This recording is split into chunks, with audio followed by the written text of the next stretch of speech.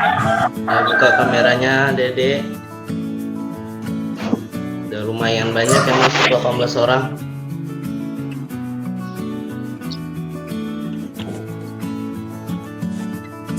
Kakak akan nge-share materi.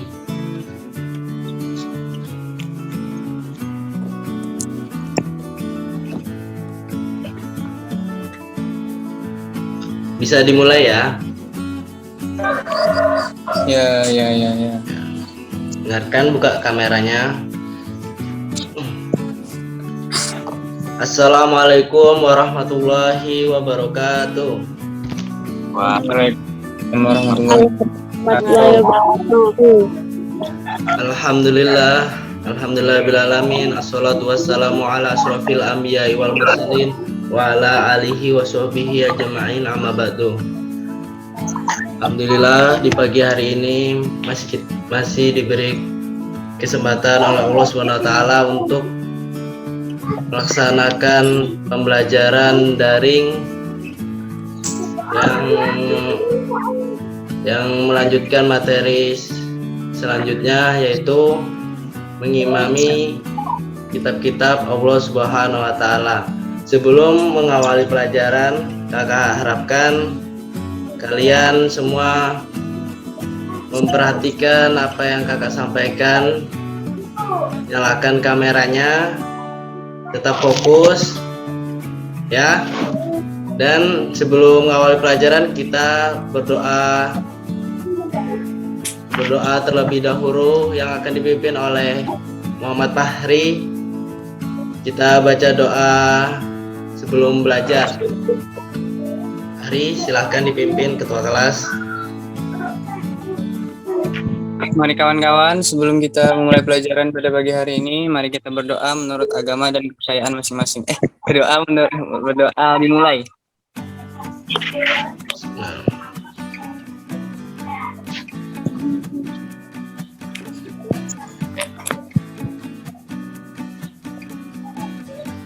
Berdoa selesai. Terima kasih kepada saudara Fahri yang sudah memimpin doa. Kita akan memasuki materi yang pertama, yaitu mengimami kitab-kitab Allah Subhanahu wa Ta'ala.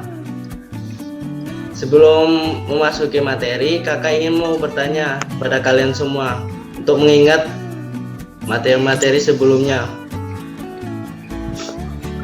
Apa yang kalian ketahui tentang iman kepada kitab Allah Subhanahu wa Ta'ala?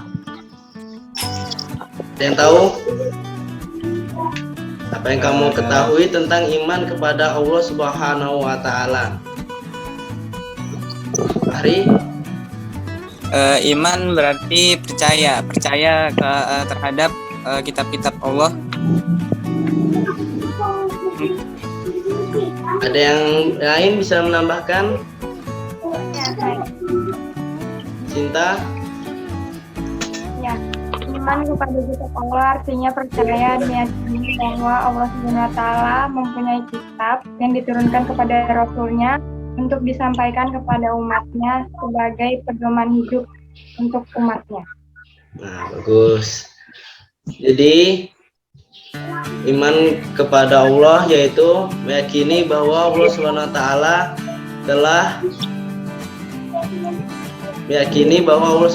telah menurunkan kitab-kitabnya kepada Rasulnya agar kitab-kitab itu dijadikan sebagai pedoman hidup umat manusia agar mereka memperoleh kebahagiaan dunia maupun di akhirat. Nah, kakak mau tanya lagi nih, iman kepada kitab-kitab Allah tuh rukun iman yang keberapa, Dek? Ya. Ya. Akli? 3. Rukun iman yang keberapa? Ya. Alhamdulillah, 3. Benar. Jadi rukun iman yang ketiga yaitu iman kepada kitab-kitab Allah Subhanahu wa Ta'ala. Nah, kita akan memasuki pengertian iman kepada Allah Subhanahu wa Ta'ala. Pengertian dari kitab Allah adalah firman Allah Subhanahu wa Ta'ala yang diwahyukan melalui malaikat kepada nabi dan rasulnya, yang mengandung perintah dan larangan sebagai pedoman hidup manusia, kepada hidup umat manusia.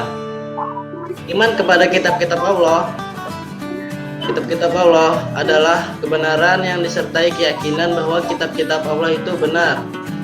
Allah menurunkan kitab-kitabnya melalui perantara malaikat Jibril yang disampaikan Rasul Allah atau utusan Allah Subhanahu wa Ta'ala. Nah, jadi yang kalian sebutkan tadi benar. Pengertian iman kepada kitab-kitab Allah Subhanahu wa Ta'ala. Kita akan lanjut berbicara tentang iman kepada kitab-kitab Allah Subhanahu wa Ta'ala. Berarti kita berbicara tentang wahyu, firman, berbicara tentang wahyu, firman Tuhan atau revelation dari Tuhan, revelation dari Allah Subhanahu wa Ta'ala.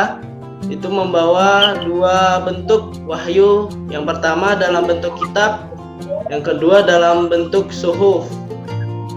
Nah, kitab ini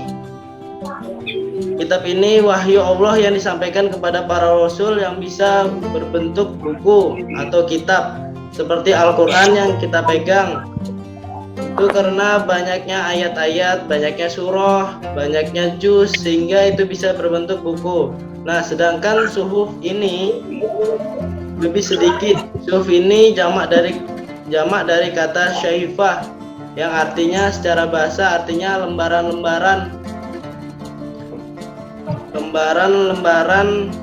kecil yang dikumpulkan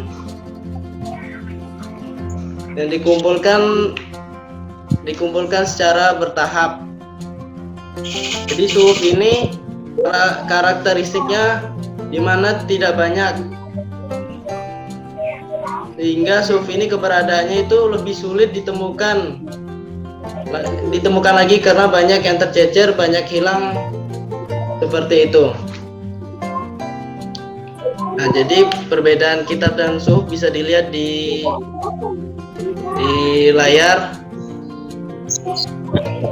Kitab adalah wahyu Allah SWT yang disampaikan kepada Rasul sudah berbentuk buku atau kitab. Sedangkan suhuf, jamak dari kata syaifah, adalah wahyu yang diterima oleh Nabi dan Rasul Allah SWT yang dikumpulkan, yaitu semacam lembaran-lembaran kecil. Nah, di sini ada beberapa Nabi yang menerima kitab dan ada yang menerima suhuf. Jadi yang kakak jelaskan dulu, yang menerima suhuf itu Nabi Ibrahim. Jumlah suhufnya sekitar 30 suhuf. Nabi Syif alaihissalam sekitar 60 suhuf. Nah, Nabi Musa sekitar 10 suhuf. Sedangkan yang menerima kitab Allah, yaitu kitab Taurat, Zabur, Injil, Al-Quran, itu ada 4 nabi. Yang pertama Taurat, yaitu Nabi Musa alaihissalam. Yang kedua kitab Zabur, yaitu Nabi Daud alaihissalam. Yang keempat Nabi Isa. Yang ketiga Nabi Isa alaihissalam, kitab Injil. Dan yang terakhir adalah Nabi Muhammad SAW, yaitu kitab Al-Quran.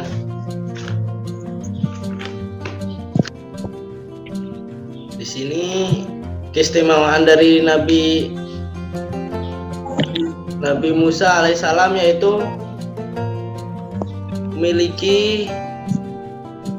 menerima kitab dan suhuf.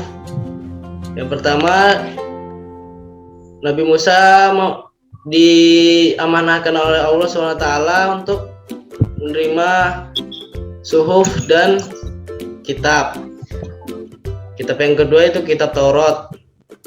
Nah, kita akan lanjut ke selanjutnya. Tadabur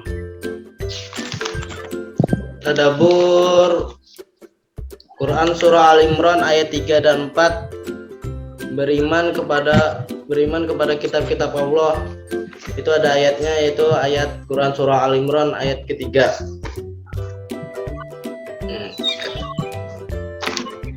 Kita bacakan ya. Bismillahirrahmanirrahim. Nazzala 'alaikal kitaba bil haqqi musaddiqan lima baina yadayhi wa anzalal taurata wal injil min qablu hudal linnasi wa anzalal qur'an wa anzalal furqan wa innal ladzina kafaru bi ayatillahi lahum azabun syadid wallahul azizun intiqam. Ada yang bisa mau mengartikan? Saudara Akli coba diartikan. Artinya dia menurunkan kitab Al-Quran kepada dengan sebenarnya, membenarkan kitab yang telah diturunkan sebelumnya dan menurunkan Taurat dan Injil sebelum Al-Quran menjadi petunjuk bagi manusia, dan dia menurunkan Al-Furqan.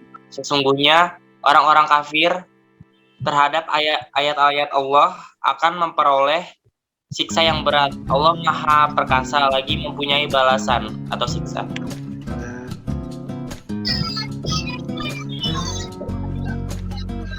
Jadi artinya dia menurunkan kitab Al-Quran kepadamu dengan sebenar-benarnya kitab yang telah diturunkan sebelumnya, yaitu menurunkan kitab Taurat dan Injil sebelum Al-Quran menjadi petunjuk bagi manusia. Dia menurunkan Al-Furqan. Nah, jadi Al-Furqan ini nama lain dari Al-Quran. Sesungguhnya orang-orang kafir terhadap ayat-ayat Allah akan mendapatkan siksa yang berat. Nah, di sini ancaman bagi mereka yang mendustakan kitab-kitab terdahulu.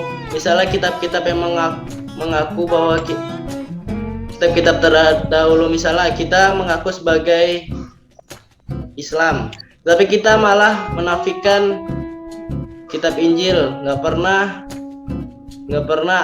menafikan kitab Injil yang kita berkata, wah kitab Injil itu nggak ada, atau kitab Taurat itu bohong. Nah, seketika kita mendustakan ayat-ayat Allah atau kitab-kitab Allah sebelum Al-Quran, itu bisa menghukumi kita sebagai kafir, sebagai diri kita ini kafir, tidak percaya adanya kitab-kitab sebelum Al-Quran, sehingga kita mendapatkan ancaman yang terberat adalah memperoleh siksa yang berat. Allah Maha Perkasa lagi maha mempunyai balasan atau siksa. Kesimpulannya, beriman kepada kitab-kitab Allah yaitu hukumnya wajib seperti itu. Kita akan masuk ke selanjutnya, yaitu kita akan membahas satu persatu kitab Taurat, kitab Zabur, kitab Injil, kitab Al-Quran. Nah, kita akan memperkenalan terhadap kitab Taurat. Ya, ini ya Perjanjian Lama, the Old Testament, diturunkan pada masa 12 sebelum Masehi.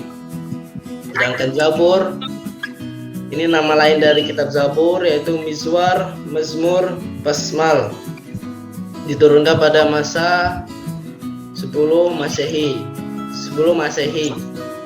Sedangkan kitab Injil, The Holy Bible, Alkitab, nama lain dari kitab Injil yaitu The Holy Bible, Alkitab dan Gospel, diturunkan pada 1 Masehi.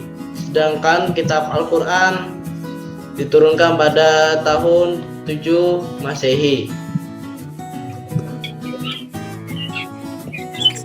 Kita akan masuk membahas satu persatu. Yang pertama yaitu kitab Taurat.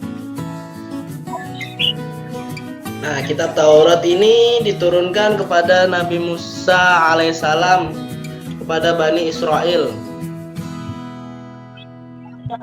Poin kedua, kata Taurat berarti hukum. Ya, poin ketiga yaitu Taurat ditulis menggunakan bahasa Ibrani atau Hebrew. Adik-adik ada yang tahukah bahasa Ibrani itu bahasa apa? Enggak. Ada. Nah, jadi bahasa Ibrani atau bahasa Ibru itu yang paling sering dipakai oleh bangsa Israel pada saat ini. Itu adalah bahasa Israel yang sering dipakai. Nah, jadi bahasa Ibrani yaitu bahasa Israel. Ajaran yang keempat, ajaran pokoknya dikenal dengan 10 perintah Tuhan. Coba saudara saudara Fahri bisa membacakannya 10 perintah Tuhan. Resena Indah bangun. Intisari ajaran Taurat 10 perintah Tuhan. Yang pertama, hormat atau sembah dan cintai Allah saja. Yang kedua, jangan menyebut nama Allah dengan tidak hormat. Yang ketiga, kuduskanlah hari Tuhan atau hari Sabtu. Yang keempat, hormatilah ibu bapakmu. Yang kelima, jangan membunuh. Yang keenam, jangan berzina. Yang ketujuh, jangan mencuri. Yang kedelapan, jangan bersaksi dusta tentang sesamamu. Yang kesembilan, jangan mengingini istri sesamamu. Dan yang kesepuluh, jangan mengingini milik sesamamu secara tidak adil atau tidak halal. Benar. Sebentar ya.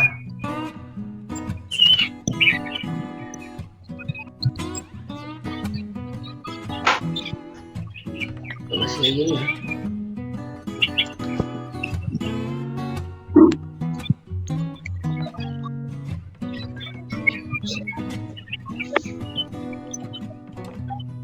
Nah, jadi intisari dari ajaran Taurat itu ada 10 yang sudah dibacakan oleh teman-teman kalian, yaitu hormat, sembah, dan cinta kepada Allah saja, dan jangan menyebut nama Allah dengan tidak hormat. Yang ketiga, kuduskan hari Tuhan, yaitu hari Sabtu. Hormatilah ibu bapakmu, jangan membunuh, jangan berzina, jangan mencuri, jangan bersaksi dusta tentang sesamamu, jangan mengingini istri sesamamu, jangan mengingini milik sesamamu secara tidak adil atau tidak halal.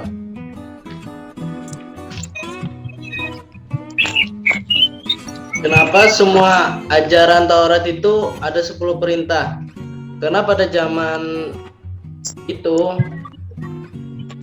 bentuk-bentuk dari aturan-aturan yang diterapkan oleh Allah SWT kepada Bani Israel ketika banyak penyelewengan terjadi, seperti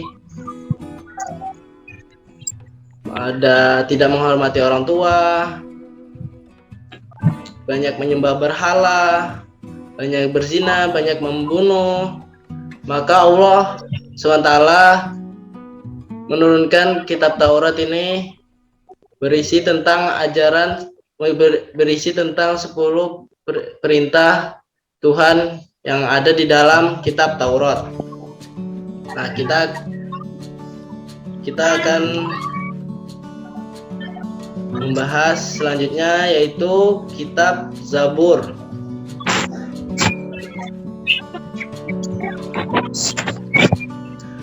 Kitab Zabur diturunkan kepada Nabi Daud alaihissalam kepada Bani Israel menggunakan bahasa Kipti. Nah, bahasa Kipti itu apa? Ada yang tahu?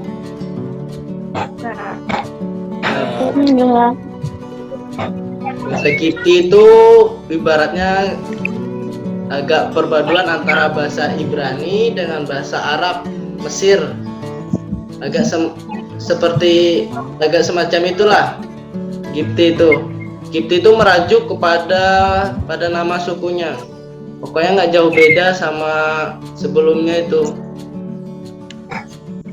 yang ada pada kitab Taurat, karena mereka sama-sama diturunkan di Bani Israel. Nah, berisi tentang 150 pasal yang tidak mengandung hukum melainkan hanya mengandung nasihat, hikmah, pujian, dan kidung, nyanyian, dan sanjungan kepada Tuhan.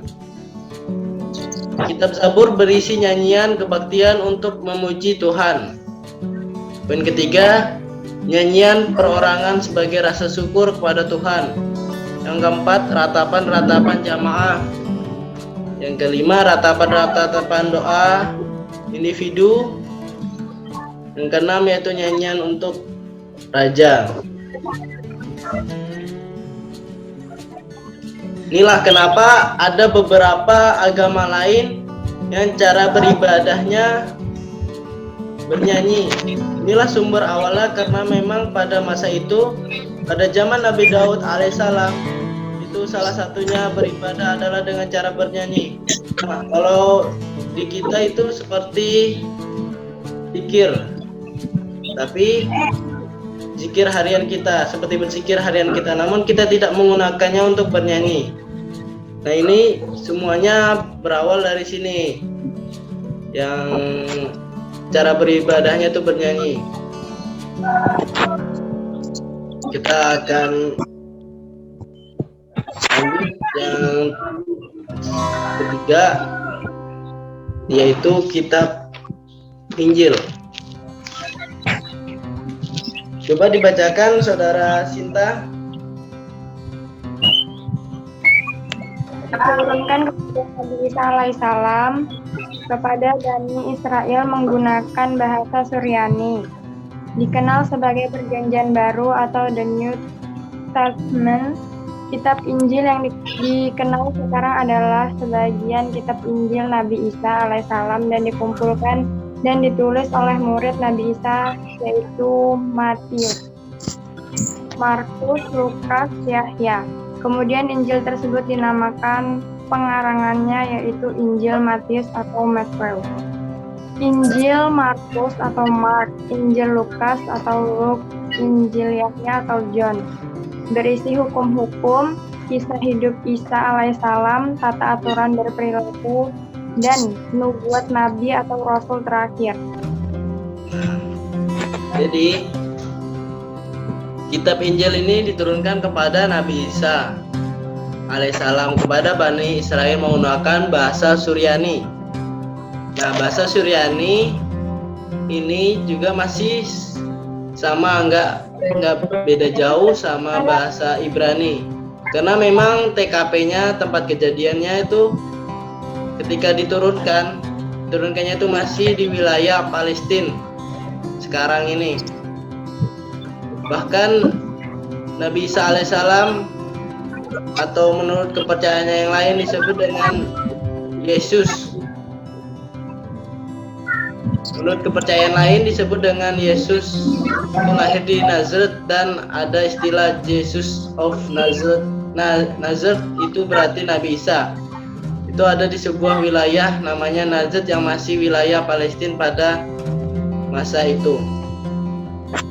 Nah, kitab Injil ini dikenal sebagai Perjanjian Baru, The New Testament. Nah, ini dia. Kalau di Taurat tadi itu Perjanjian Lama. Nah, di kitab Injil ini Perjanjian Baru. Sehingga ada perubahan syariat yang terjadi pada zaman Taurat itu merubah di zaman Injil.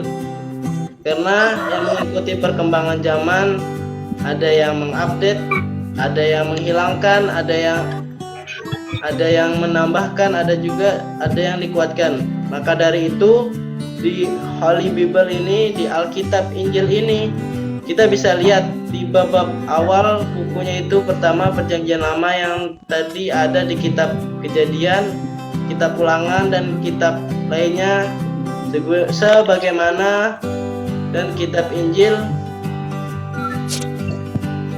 ini yang kita kenal sekarang ini adalah sebagai kitab yang dibawa oleh Nabi Isa alaihissalam, yang dikumpulkan dan dituliskan oleh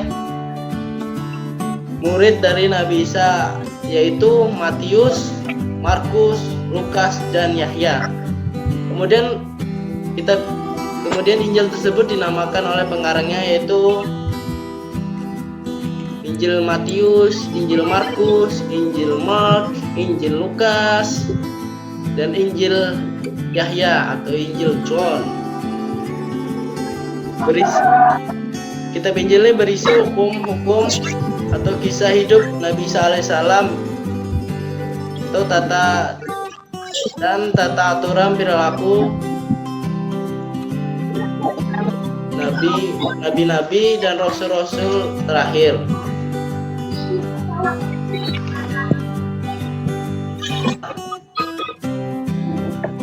Nah, selanjutnya kita akan mempelajari kitab umat Islam.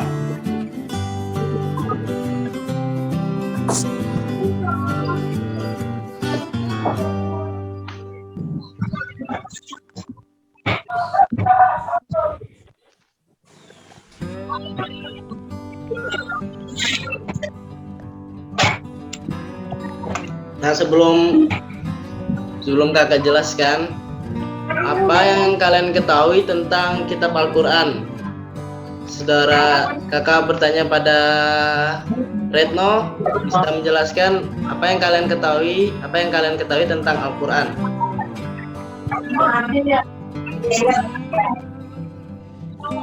Halo? Halo?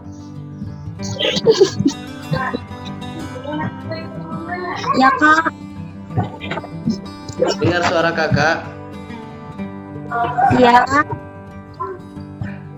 Al-Quran adalah kitab suci terakhir yang diturunkan oleh Allah Subhanahu wa taala kepada Nabi Muhammad SAW. Al-Quran memiliki beberapa nama lain seperti Az-Zikri atau pengingat, Al-Furqan atau pembeda, Al-Syifa atau penawar, dan Al-Huda atau petunjuk. Al-Quran diturunkan secara berangsur-angsur dan merupakan ibadah apabila membacanya. Al-Quran diturunkan dalam kurun waktu 23 tahun, 22 tahun, 2 bulan, 22 hari, 30 juz, 144 surah, 6.236 ayat, 74.437 kalimat, 3.253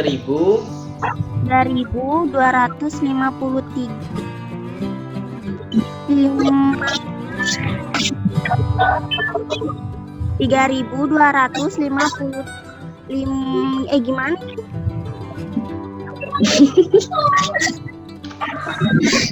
Tiga ribu 3.025 kata. Lanjut. Wahyu yang pertama diturunkan Quran surah Al-Alaq ayat 96.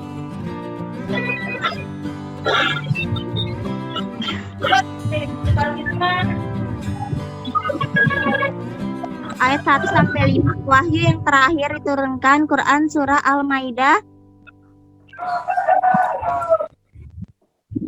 Nah, ayat ketiga. Jadi kitab Al-Quran ini merupakan kitab suci terakhir yang diturunkan oleh Allah SWT. Nah, diturunkan kepada Nabi Muhammad SAW. Pada tahun berapa tadi kitab Al-Quran diturunkan?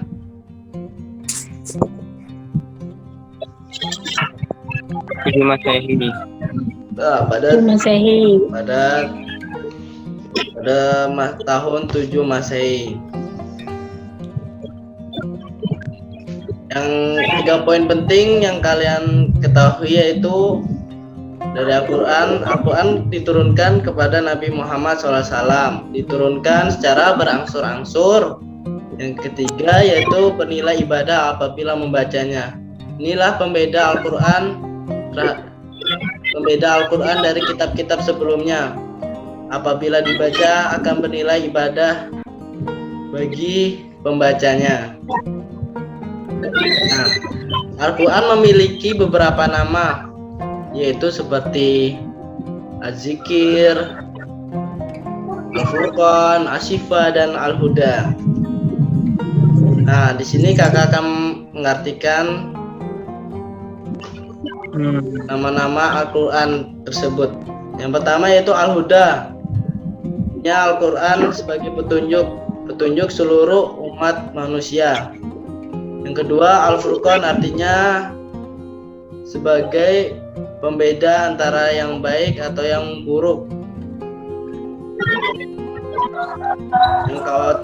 Yang ketiga, Asy-Syifa artinya Al-Quran sebagai penawar. Fungsinya yaitu obat penenang hati. Jadi kalau kalian lagi galau, lagi sakit hati, jangan datang ke klub-klub malam gitu kan. Lebih baik kalian membaca Al-Quran, karena ini sudah jelas Al-Quran sebagai Asy-Syifa, yaitu obat penenang hati. Yang terakhir itu Az-Zikir, artinya sebagai peringatan. Sebagai peringatan adanya ancaman atau balasan, yaitu kabar baik dan atau kabar siksaan.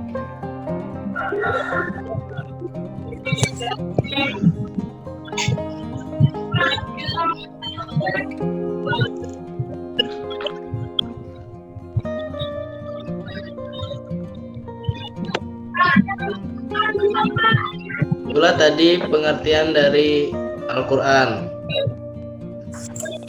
Dan sudah kita akan lanjut ke materi selanjutnya.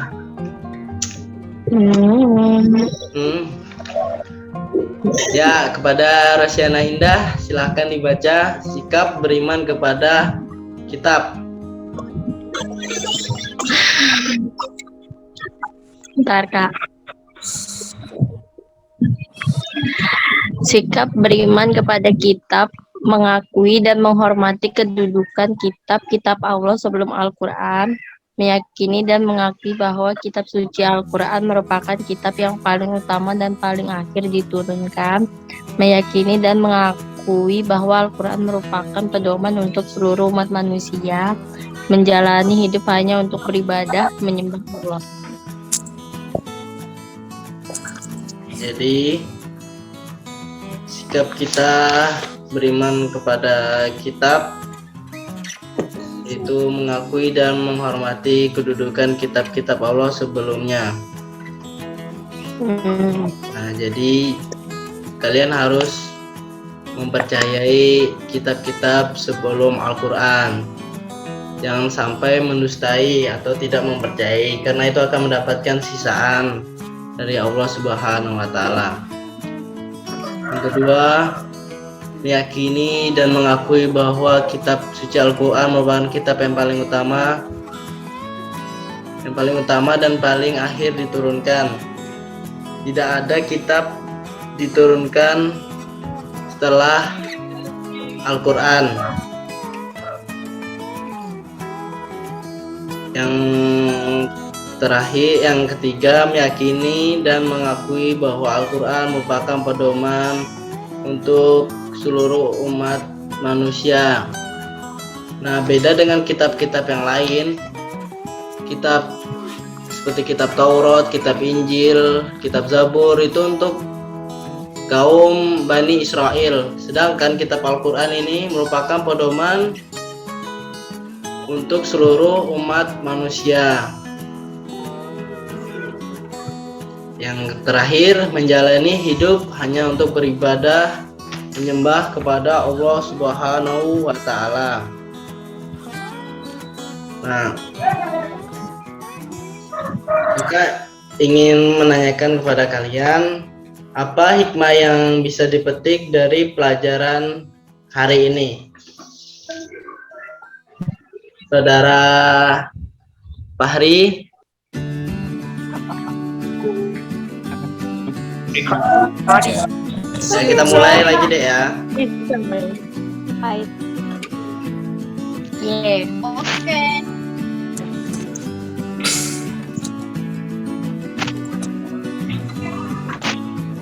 Gak boleh ke bolehnya ke kafe.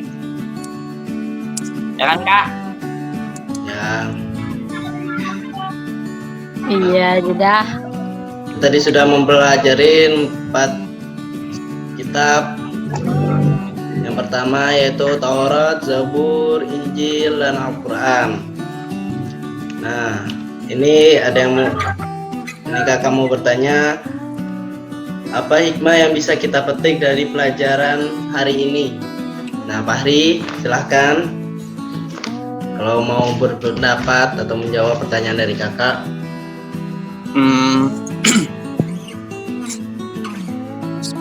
Hikmah yang dapat kita ambil dari pelajaran kali ini, yang pertama kita dapat mengetahui kitab-kitab yang diturunkan Allah Subhanahu Wa Taala dan kandungan-kandungannya yang terdapat dalam kitab-kitab tersebut. Nah, yang kedua kita tahu kapan kitab itu diturunkan, nama lain dari kitab-kitab tersebut, dan diturunkan kepada rasul-rasulnya siapa gitu. Nah, yang ketiga kita tahu bagaimana kita harus bersikap terhadap kitab tersebut. Nah, jadi mungkin itu aja, Kak. Oh ya, terima kasih Fahri.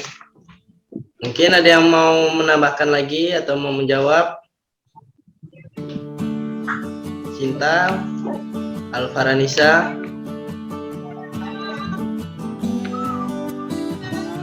Apa hikmah yang bisa kita ambil dari materi hari ini?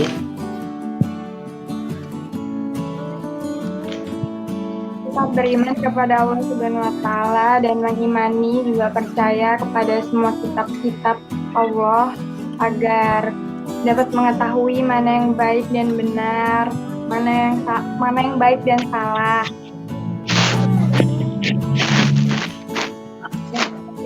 Nah, terima kasih semuanya yang sudah menjawab. Jadi kesimpulannya, hikmah yang bisa kita petik dari pelajaran pada hari ini, yaitu semuanya itu kita tentunya akan mendapatkan banyak sekali pelajaran dari kitab-kitab ini. Mulai dari asal-usul, mulai dari para nabi atau kejadian umat pada masa itu, semua itu bisa kita masukkan ke dalam pemikiran kita masukkan dalam hati kita. Yang paling penting adalah bagaimana kita mampu menempatkan Al-Quran sebagai pedoman hidup kita, karena Al-Quran adalah kitab yang terakhir dan wajib kita imani, maka kita hanya mengikuti Al-Quran. Bukan berarti kita belajar Taurat, Injil membuat kita boleh mengikuti mereka. Kenapa mereka masa berlakunya mereka sudah habis? Karena sudah digantikan oleh Al-Quran Al-Karim yang sudah jelas-jelas pedoman bagi umat manusia dan untuk memperoleh kebahagiaan dunia dan akhirat. Mungkin materi kita pada hari ini kita cukupkan sampai di sini dulu. Semoga apa yang kita pelajarin pada pagi hari ini diberkahi oleh Allah Subhanahu wa Ta'ala dan selalu dijaga kesehatannya dan selalu istiqomah dalam baca Al-Quran. Sekian dan terima kasih kakak ucapkan. Apabila ada sumur di ladang, boleh kita menumpang mandi. Apabila ada umur yang panjang, mari kita berjumpa lagi. See you next time. Kakak akhiri. Wallahul muwaffiq ila aqwamit thoriq. Assalamualaikum warahmatullahi wabarakatuh. Waalaikumsalam warahmatullahi wabarakatuh. Bye.